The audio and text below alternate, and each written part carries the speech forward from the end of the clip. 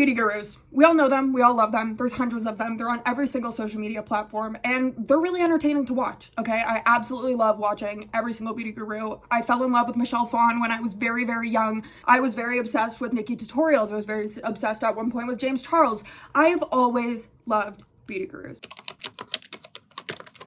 The majority of makeup artists or beauty gurus began as self-taught. They spent countless hours teaching themselves techniques and skills that they have used to be able to create these beautiful pieces of art in their mirrors for themselves. Now, I think it's quite obvious that before I pursued my education in cosmetology, I was a self-taught artist for many years, okay? Makeup was always my passion. It was gonna stay my passion. I was gonna go into psychology as a job, but then I decided to switch it up a little bit. And throughout my schooling in cosmetology, I learned so much that I didn't even think about when I was doing makeup as a self-taught artist. And because of this, I wanted to make a video today talking about why when you're getting your makeup done professionally, you should choose an artist who has been trained professionally. So without further ado, let's get into the reasons that I'm a little bit biased. I am a professional artist, but these are the reasons that I, as a professional artist, would choose a professional artist over a self-taught artist.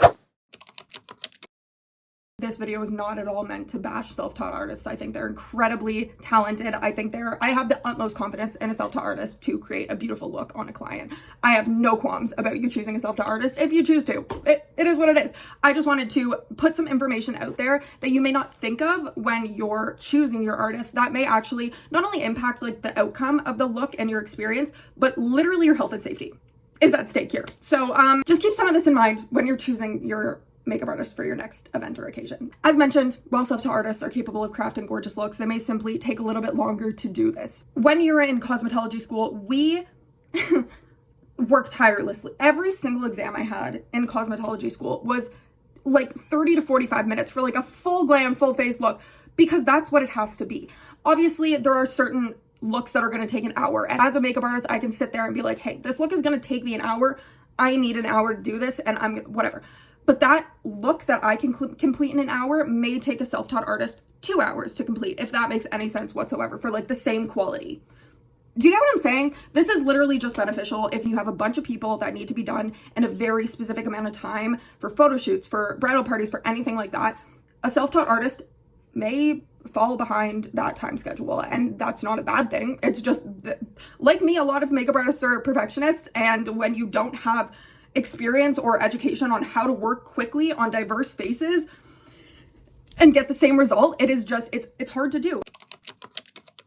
Super quick side note for me editing. So sorry. I totally forgot to mention though when I was filming that working on diverse face shapes, facial features, tones, and skin textures is such a huge part of professional training when it comes to makeup artistry.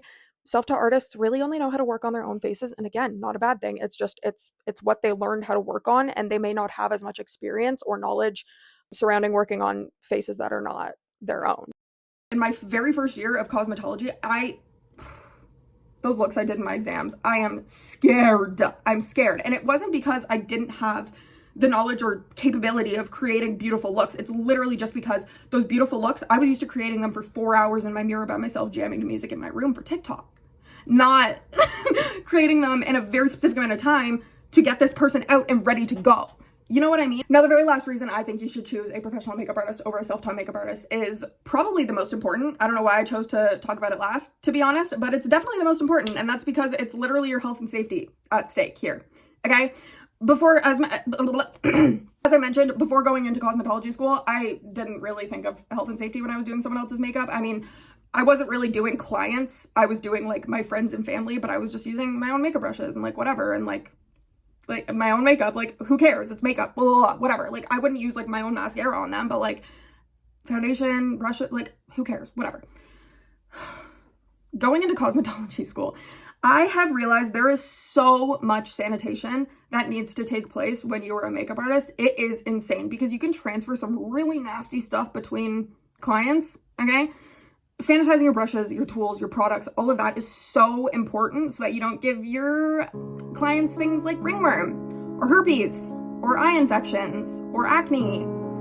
I don't know why I chose to say the really bad ones first and then the acne last, but you know, you can get all of those things and it's not uncommon. It is actually quite common, unfortunately. You know when you go to like a nail salon that's a little bit dodgy and you get like a weird little infection. Yeah, that can happen to like your face though. Like your face, like your eyes that like you need to see. I don't know. When people are putting sharp things by your eyes and your mouth, I feel like they should have some knowledge on how to clean those things and adhere to the standards of the industry, cleanliness and sanitation wise. Let's say you choose your makeup artist, okay? You're not sure if they're professionally trained or not, and you are starting your makeup application. They just start applying products on you without like sanitizing their hands or sanitizing their tools and products in front of you. Ask questions. Just ask questions. Just be like, hey girl, what's your sanitation practices? Just out of curiosity, before you put that on my face, what are your sanitation practices? Because I don't need ringworm. You know what I mean? I did not know. Like when it comes to powder products, there are specific sprays. There's one called Beauty So Clean. That's what I use. And it's basically like an alcohol-based spray that sanitizes the powder products because bacteria doesn't transfer through the powder. When it comes to cream though, bacteria will go through the cream. So you need to like scoop cream out with a spatula, put it on a palette, and then use it. Like you can't just dip a brush into a cream product and keep using that same cream product on other people because the herpes and ringworm is going to travel right through that cream product all the way down to the bottom, and then you're going to give everyone herpes and ringworm. I didn't know that. Those are the things that I did not know. How to properly sanitize and clean my brushes. How to properly sanitize. Like, there are so many different things that seem so nuanced and so little that you wouldn't think of if you're a self-taught artist, and you wouldn't think of if you haven't been to cosmetology school and learned about all of these ailments, we'll call them, that you can get through makeup artistry, okay? But I did want to touch on it because I think it's incredibly important that you don't lose your vision when you're getting ready for your wedding. I just wanted to reiterate that I think, while I am biased because I am a professional, I think that selecting a professionally trained makeup artist is probably your better choice than choosing a self-taught makeup artist. You may pay a little bit more because I spent a lot on school. I'm gonna charge for it. You may pay a little bit more, but the quality, the efficiency and timing, and the health and safety, it's gonna be much better. Okay, not necessarily, okay. The quality may not be much better. It might be the same. A self-taught artist may be just as talented, but it'll be done really quickly and with your health and safety right there at the very front of my brain. Anyways, that's literally all I wanted to talk about today. I hope that this I hope this taught you something, or like, why did I make this? I want you to be aware of the things that makeup artists should be doing when they're doing your makeup, like sanitizing their in front of you and sanitizing it in between clients. Like there should be a deep disinfection in between clients, but they should also be just sanitizing it quickly in front of you to show you that they're sanitizing it. If their brushes are dirty, new makeup artist, immediately call me up. If you're in Ontario, I will come and I will be there and I will fix you up, okay? I will do it, and I will do it with clean makeup brushes. Anyways, that's all I have for you today. I'm gonna go. I would stay, but I actually have to go. Yeah, so I'll see you next week.